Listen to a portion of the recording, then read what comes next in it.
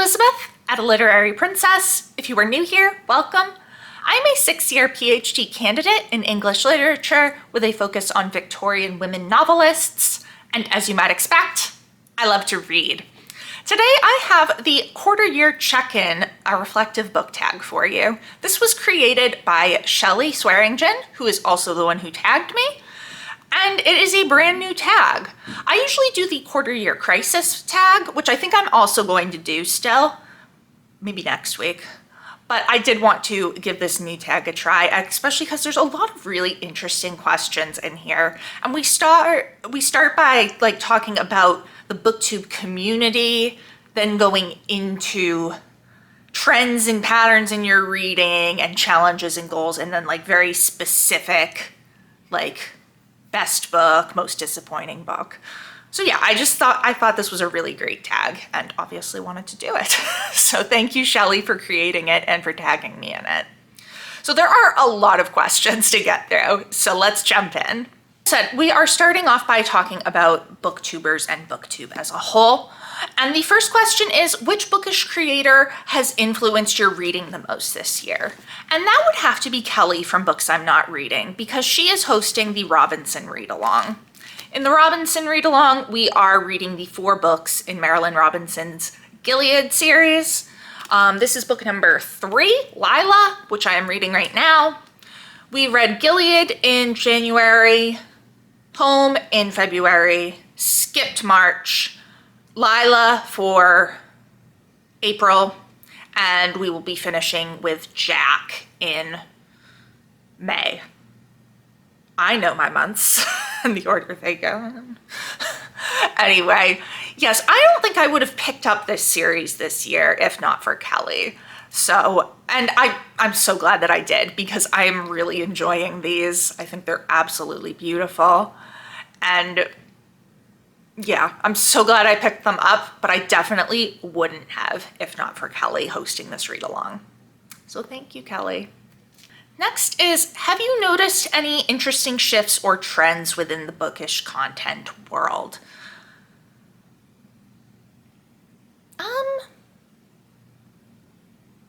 I guess I have noticed that people have been talking a lot about,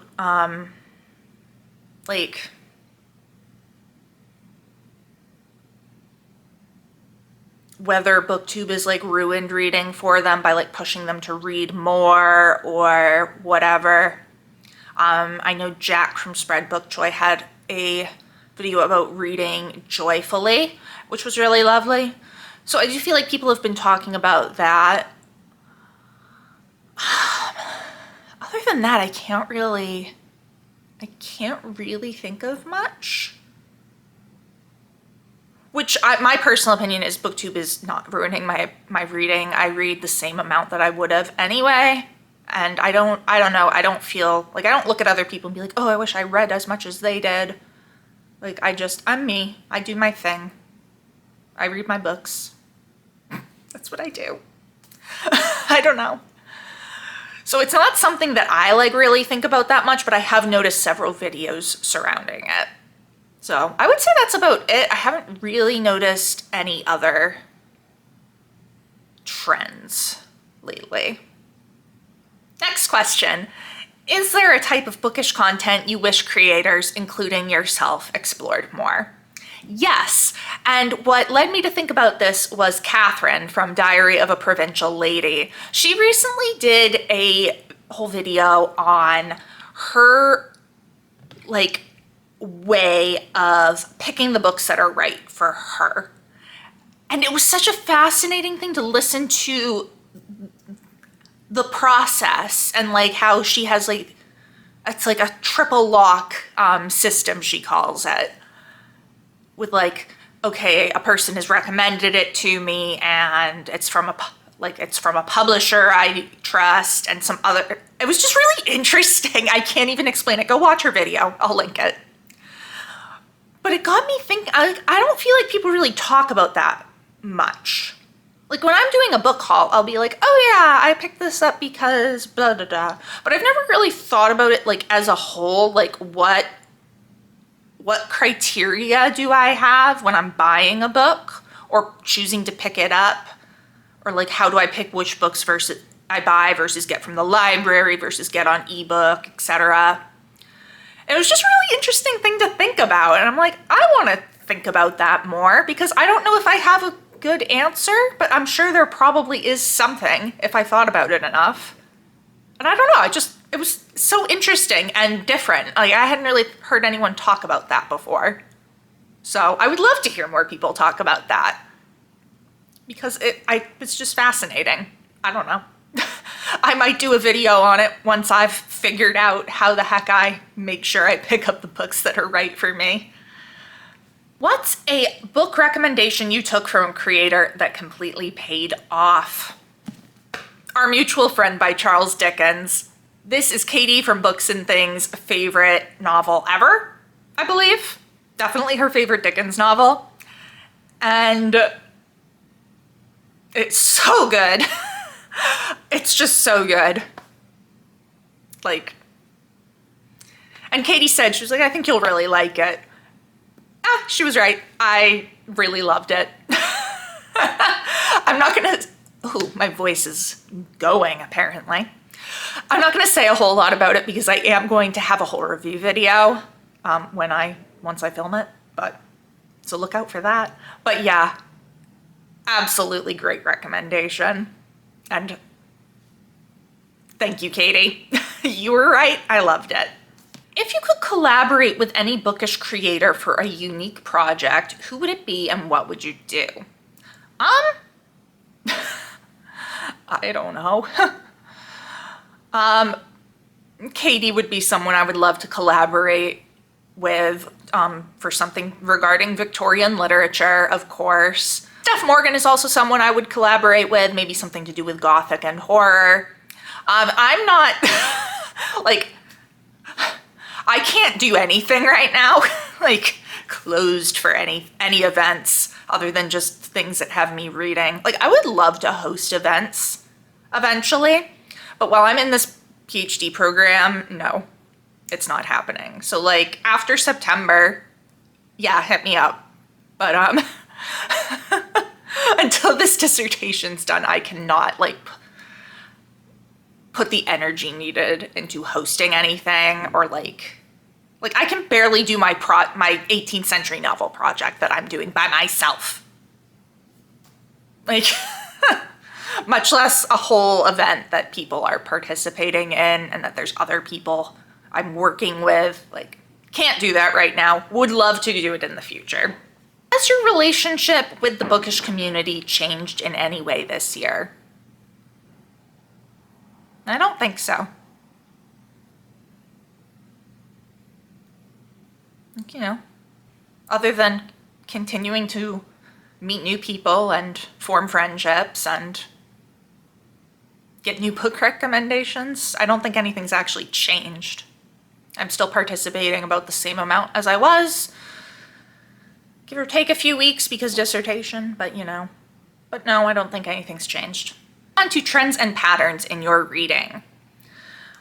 Are you reading more or less than you expected? I'm reading about what I would expect for this time of the year. I have read, how many have I read? I've read 28 books. 5 of those are picture books, so it's way less impressive than it sounds. But yeah, I think that's normal. Given I don't really know, but that sounds right. So I think that's about what I would expect. I don't think it's less. I don't think it's particularly more either, though.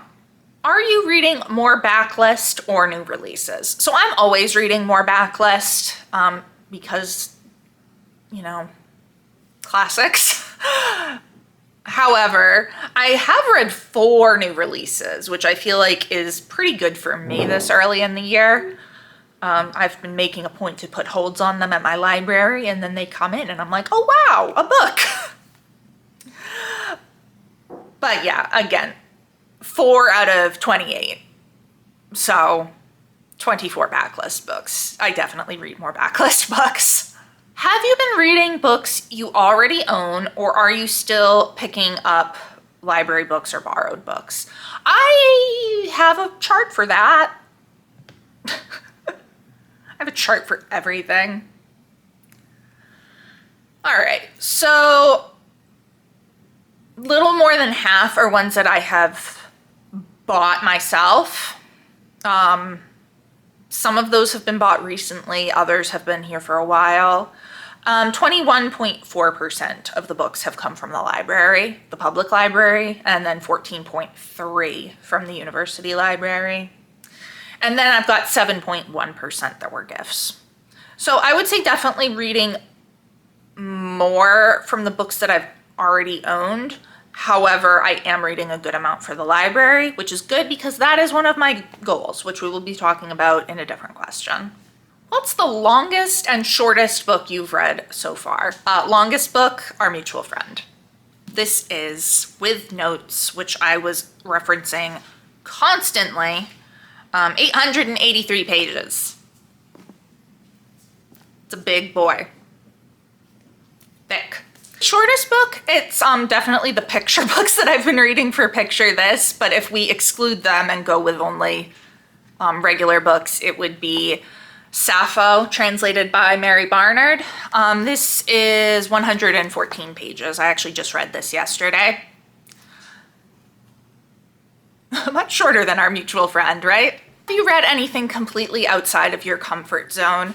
So I would say that Death of the Author by Nnedi Okorafor was outside of my comfort zone. It was one of my anticipated releases of the year, but it is sci-fi, and I don't generally like sci-fi. So even though I was like, this sounds really, really good and like I should like it, I was like, but it's sci-fi, so let's stay calm. However, I loved it, and we're gonna talk about it in several more answers. But yeah, I would say that's really the only book that's been outside of my comfort zone, because everything else is pretty standard for me. Have you noticed any patterns in the kinds of books you're drawn to this year? Not really.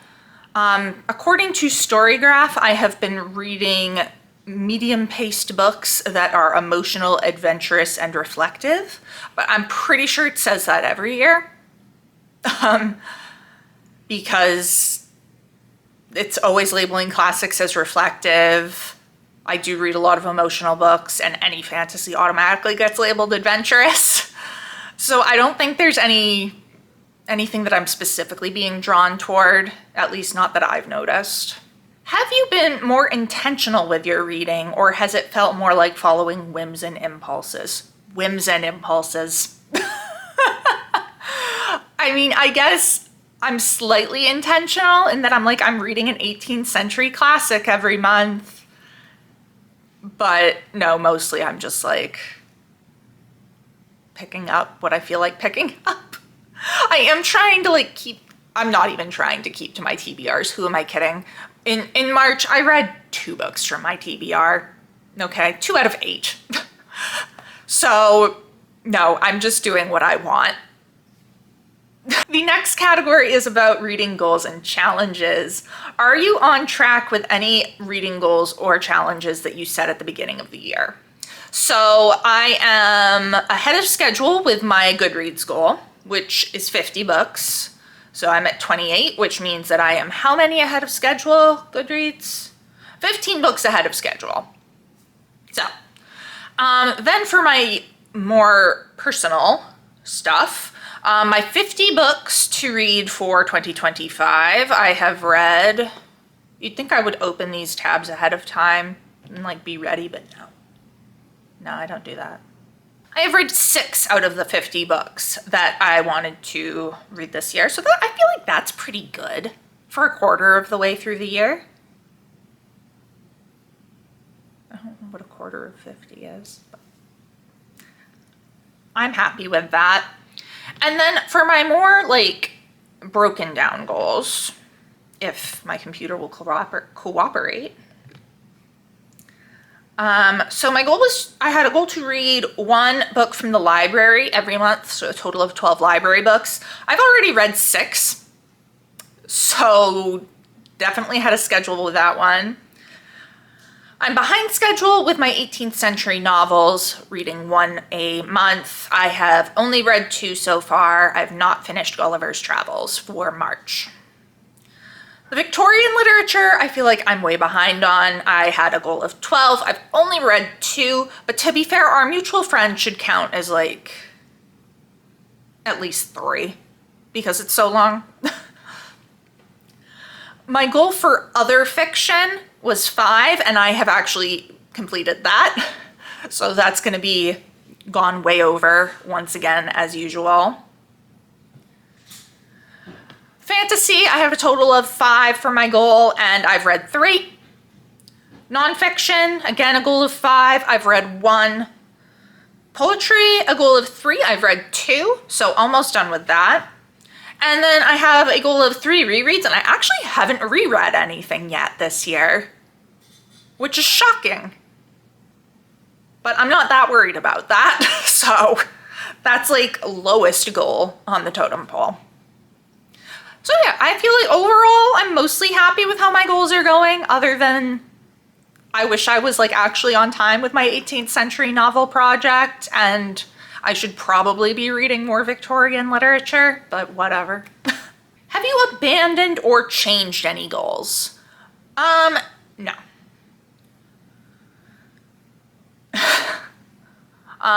So with my 50 books for 2025, like it's like I would like to read all of them, but it's not like super strict. So I end up not reading a few, and I have DNF'd one of them, which we will talk about in a little bit. But no, I don't think I've actually abandoned any goals or changed them. Are there any books you still really want to get to before the end of the year? Yeah. Yes. Like the other however many are on my 50 books list. I don't think there's like a specific priority for any of them.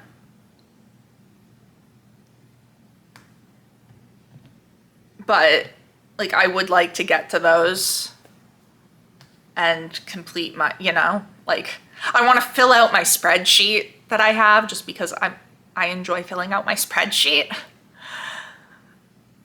But yeah, I don't like have anything specific other than the books that are on my 50 books list, which I'm not going to go through because that'd take way too long. I have a whole video on those if you want to see. Moving into personal reading reflection. What's the most disappointing book you read? Too Much: How Victorian Constraints Still Bind Women Today by Rachel Verona Cody. I read this for my dissertation thinking that it might be helpful. It was not particularly. And while I was expecting, a book talking about cultural stuff and how it relates to historical stuff and etc., and some theory even, what I got was mostly memoir, and that was not what I was here for at all. Very disappointed with that. I ultimately gave it 2 stars, but I'm actually thinking about lowering it because I just really wasn't happy with it at all. And it didn't give me what I wanted. Disappointing, very disappointing. Which book surprised you the most in a good or a bad way? That has to go to Death of the Author. Like, I thought that I would like it, but I did not expect to love it the way that I did. Like, I thought it'd be good. It's phenomenal. So that was a very pleasant surprise. And I'm glad that I picked it up. Have you discovered any new favorite authors? I don't think there's any that I would call favorite authors yet, but I think Marilynne Robinson has the potential to become a favorite author. I don't count an author as a favorite unless I have read 3 or more of their books and rated them very highly.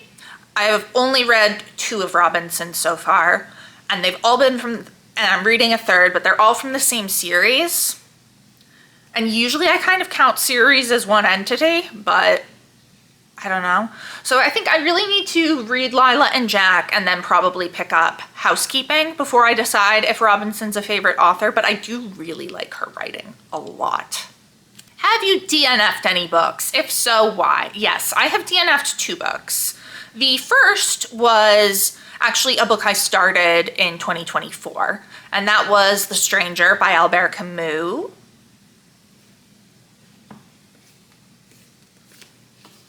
The Stranger by Albert Camus, L'Étranger. I was reading it in French. I just did not have the mental capacity at the moment. What with the dissertation, I'm usually okay to read a complicated book in English while I'm doing my dissertation. Reading a kind of complicated book in my second language while doing the dissertation was just not happening. So I'm hoping to get back to it later in the year because it was one of the books I wanted to read in 2024. But I did DNF it for now. And then the other one is The Social Life of Books, Reading Together in the 18th Century Home by Abigail Williams. This I was reading as a nonfiction read for the 18th Century Novel Project. I like to read some nonfiction to give some context for the novels I'm looking at. I got through the introduction of this and then DNF'd it, not because I didn't like it. I thought it was actually very good, but again, mental capacity, it's a very academic book, and my mental capacity to deal with academic books not for my dissertation was low, and still is low. And then also, it's an ebook through my university library, which means it is on the computer, which is just a pain, honestly. Because when I get home from working all day on my computer and reading all day on my computer, I don't really want to sit and read another academic book on my computer. I want to lay on my couch and read a paperback. So I DNF'd that for now. I might come back to it later in the year. We'll see what happens. What's the book that has resonated with you the most this year and why? I think that actually has to go to Home by Marilynne Robinson. This is the second book in the Gilead series, and we are following Glory Boughton, whose father is elderly and not really doing well. She has come home to take care of him. And then she has an older brother who has always been kind of the problem child and has been away for 20 years. And he comes back and things are kind of awkward because they don't have a relationship, but they're trying to have a brother-sister relationship, and then things with the dad are awkward and the dad is just not well. And I don't know, I think that it resonated with me for a few different reasons. One being the brother-sister relationship, but the other being the aging and frankly dying father. Because my grandmother just passed away toward the end of last year, and my grandfather is not doing very well either. So yeah, I don't know, it resonated because of that. Which book challenged your perspective or made you think differently about something? I don't really think there has been one yet.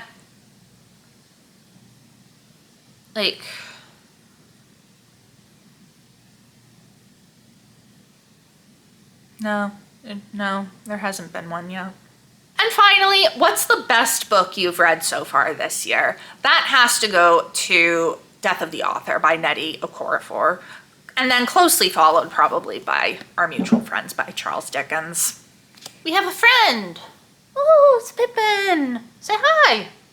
You're such a brat.